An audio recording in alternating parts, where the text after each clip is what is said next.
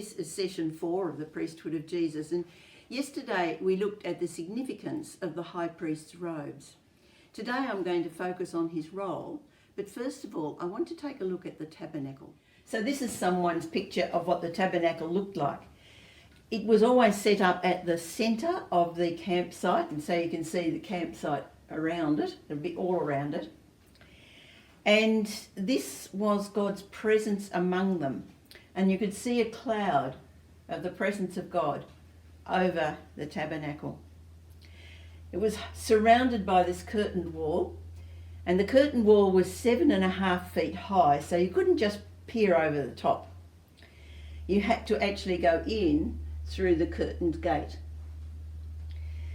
Now, they would be able to see from the outside two things, the presence of God, but also the smoke coming up from the altar of sacrifice. And when a person entered through the gates, the very first thing they see is this huge altar of sacrifice. And that was there for a reason, because it's saying to them, you cannot enter the presence of holy God unless sin is dealt with. And so a person would come in the gate with their animal to sacrifice. It would be tied to the altar.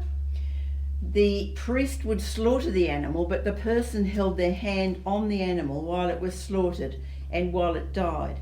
And that's symbolic of the fact that sin cost a life. Now that's as far as the ordinary Israelite was able to go. They were only allowed in this part of the tabernacle. So let's have a look inside this area now where only the priests could go. They've cut away the thing for us. The priests could go into this called the holy place, and there they would tend the lamps that were lit 24/7. There was an altar of incense where they put incense on, and this was the showbread. I'm not going to worry about those details at the moment. But only the priests could enter the holy place. And then when he did so, he had to sacrifice out here first. He had to wash himself and then able to enter the holy place. There's a thick curtain. They've cut that away so you can see inside, but a thick, very thick curtain separated the holy from the most holy, or the holy of holies as we sometimes know it. And that's where the Ark of the Covenant was. And on top of the Ark, you can see 2 cherubim, and maybe we cut to the picture of the ark. 2 cherubim over the top and their wings just touching, and this is the very place of the presence of God. It's called the mercy seat. Inside, they've sort of cut away the side, was some manna in a gold jar, the tablets of the 10 Commandments, and Aaron's rod. Now, this was the place where only the high priest was allowed to enter, and he could only do that on one day of the year, the Day of Atonement. And when he did it, he had to take a bull and a ram and sacrifice for his own sin. He also took 2 goats and would sacrifice one of them for the sins of the nation. And as he entered, he would have to cleanse himself, and he would then he'd make his sacrifice. He'd then put incense on the altar that was in the holy place, and then go through the thick curtain into the Holy of Holies. He'd take with him some coals and incense from the altar, because he was going to offer up prayer for the nation. And he would also sprinkle the blood of the bull, the goat, and the ram on the mercy seat.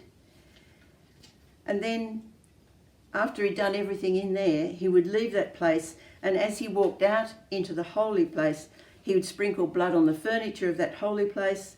Then he'd go outside to the altar and sprinkle blood on the altar of sacrifice. So they were all consecrated from the prayer that he had taken place in the most holy place. You might wonder what happened to the second goat. Well, it got to live. But after the high priest had done all that, he would go out to the courtyard and lay both hands on the head of the goat, confessing all the sins of the nation, so that the goat would bear the sins of the nation. And it was then sent away from the camp out into the wilderness, because it was the scapegoat. Now this all sounds very complicated, and it was. But contrast it with the picture of Genesis, God walking in the garden with Adam and Eve in the cool of the evening. Just a picture of a perfect relationship. But Adam and Eve had disobeyed. And the consequence of that disobedience was a huge barrier that came between God and humanity. And the complication of this tabernacle and the priesthood just shows the cost of sin and the dreadful barrier that it sets up between us and God.